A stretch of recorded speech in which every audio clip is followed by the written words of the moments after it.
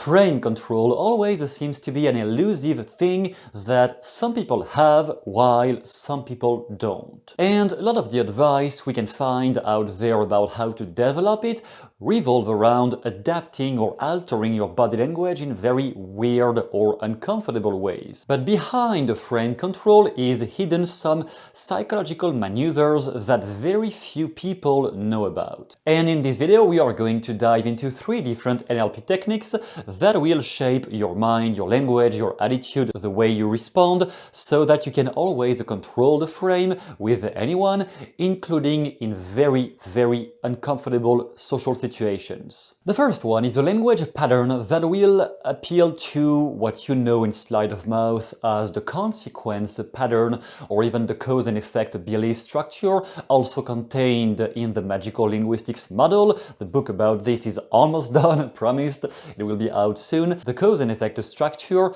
comes back to the idea any belief is always made of a proof, some evidence, and a result coming from that evidence. You believe in this political field, which means you are an idiot, or the reverse, whatever. People attribute to one cause, one result, and this is the way our mind simplifies the world around us. When a belief is not clear, or when somebody is trying to make you fit into a box you don't belong to, or try to attack you in a very mean way, you can simply say, "And so what?" So this is appealing to the result. Whenever they say something that is incomplete but very mean or aggressive, or something where they just want to complain about you, about something else, and they are just bringing some very negative vibe into the conversation, you can challenge their attitude, their behavior, and their potential attacks against you by saying, "And so what?" And so what? You should believe in this because otherwise you are an idiot. Okay, I am an idiot. And so what? Yes, I agree, I am an idiot. And so what? Well, it is because if you don't believe what I believe, then you shouldn't be allowed to speak. Okay, I shouldn't be allowed to speak. And so what? Are you going to try to prevent me from speaking? And so what? Okay, I don't speak anymore. And so what? At some point, this language pattern is aimed at forcing them somehow unconsciously to reveal to themselves that anything they are projecting on you is just their map of the world, it is just their belief system, their value system, and it doesn't need in any way to affect you that much. Whenever you are stuck, you don't know what to respond anymore, you simply say, "And so what?" And you don't have to be confrontational, it can be very gentle, "And so what?" Or if it is somebody kind of aggressive and you have to put the boundaries, then maybe frown the face a little bit more and say, "And so what?" Exactly, tell me what about it, and so what? You can always adapt the tone, the volume, depending on who is the person you are interacting with. In any case, make them dive more into their belief system up to the point where you are realizing they are just looping in circles and they are just into a very negative mood anyway. And the question therefore becomes, do you really need to pursue this conversation? Maybe yes, maybe no. If you don't need to, escape it, get away from it, and let's go into the next techniques. Technique number 2 is about time distortion, playing with the perception of what happened and what did not happen, or what might happen someday. Whenever you are stuck mentally, emotionally into some very unpleasant state, you can always get out of it, or at least temper it, make it cool down by asking yourself if this conflict was already over. Or a variation, if this conflict or unpleasant feeling was already gone. Already gone, already over. Whatever you choose, the important word here is already, because it is presupposing something has been over for a while already. Therefore, time distortion, your mind is drifting into the future. A great quote from Naval Ravikant was, whatever you're worrying about today, maybe one generation from now, nobody will really remember what you have been worrying about. 2 generations from now, maybe the house you're living into right now will not even be inhabited by any person from your family. Maybe 10 generations from now, the country you are living into won't even be that country anymore. And at some point, like, who cares? Therefore, those language patterns implying the future time frame can help detach from any very loaded emotional baggage that may keep you stuck right now. And whenever you are in a conflict with somebody and you can't control the frame because that person seems to have some emotional power over you, you can train your mind to distance yourself from any power they may have over you, over your feelings, by asking yourself if this conflict with this idiot was already over. If that person was already gone from my life for a while at this point, then how would I feel about it? How would I feel when I think about that person? How would that person think about me if our relationship had already been over for like 15 years? Then how would I feel? And if you can experience a slight tiny bit of that feeling, of what it would be like, what it would look like if you had already been over that for a while, then how could you incorporate more of that feeling every time you interact with such a person, with somebody who might be aggressive against you, somebody you might not really know how to interact with, or somebody who may be nice, but that person you just don't know how to, you're just really uncomfortable around them, and you would like to be a bit more relaxed. Then if that uncomfortable feeling was already over for a while at this point, if it had been over a while ago, years ago, then how would you feel about this person? How would you feel within that conversation? And how would you interact with those people if all of those conflicts had been taken care of long ago?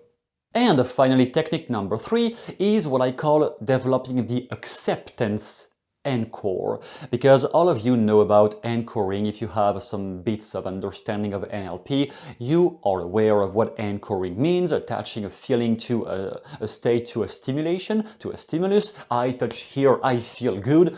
For example, I hear this song, I feel sad because it reminds me of something really negative. For example, we all have anchors like this, and we can build and develop positive anchors that will enhance the quality of our relationships and the way we communicate with one another. Especially required and relevant these days with the political climate. Then you can discuss any topic with much more elegance, with much more self-control, by tapping into or tapping onto some acceptance anchor. What I mean by that is something that needs to be put into perspective, because there is a big distinction between the Stoicism philosophy around letting go, accepting, and the spiritual philosophy, which is slightly different in my opinion. The whole Stoicism way of seeing letting go and being unattached, detached from the situation, many people I have seen practicing the Stoic principles are actually numbing their feelings, and they want to bottle up everything because they want to be this cold stone, unaffected by anything. Even though the principles, from what I read from this guy and many others, I think the principles are great of letting go. But the way I have seen Stoic people applying them is a disaster, in my opinion. They just try to repress their feelings and try to not show anything because they're a tough guy, instead of truly letting go in the more spiritual way of seeing that. Therefore, since we always have many distinctions about what does it mean to let go, how do you know you're letting go, I prefer to only give the solution, the means to get there, instead of debating about what it means, what it doesn't mean. The means to get there, in my opinion, is an emotional release, and anchoring in NLP has tons of ways to take a feeling you have experienced at one point and sticking it on a situation you need it into as of today. If you have ever had any experience where something hurt you, something was hurtful, and somehow you recovered from it, recovered legitimately. Not something you have put a mask on and tried to pretend it was not there, something you have legitimately recovered from, and as of today it is just not even bothering you anymore. You're like, whatever. Anything that you feel right now just does not matter anymore. What is it? An example of that. For example, in my case, when I was a teenager, or like maybe a child, I had at some point $100 or the equivalent in savings, coming from pocket money, coming from birthday gifts.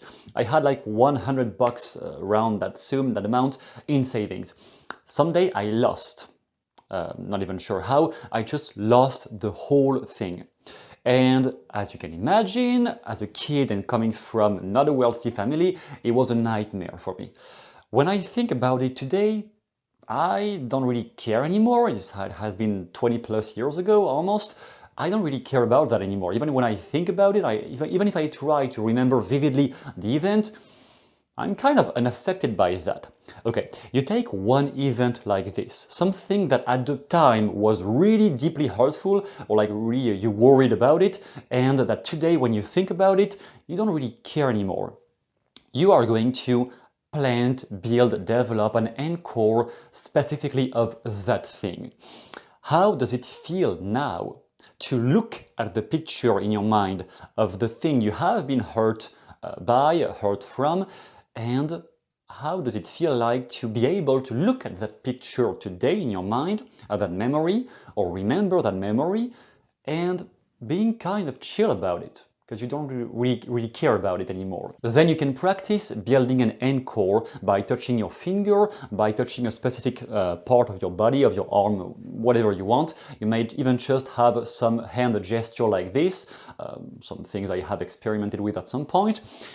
Whatever gesture, song, saying, affirmation you can tell yourself that is evocative of that moment, anything that can act as a stimulus, anything that can act as an encore. And you are going to fire that encore every time you notice there is a situation, social situation, communication situation in a relationship where you have trouble to maintain the frame because your emotions are just running wild and you don't know what to say anymore, or you have trouble to keep being articulated with somebody that you need to interact with. You can fire that acceptance encore for what is happening in the moment.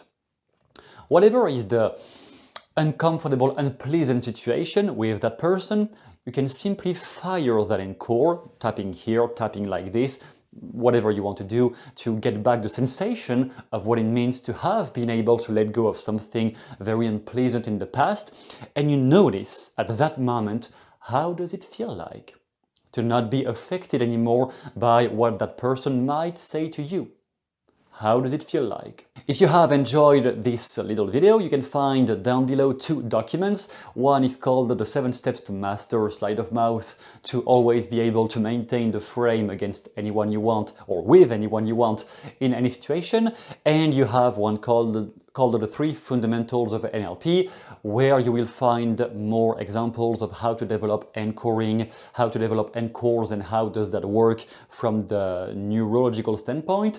Those 2 documents are down below. Thank you for watching anyway, and see you soon in the next video.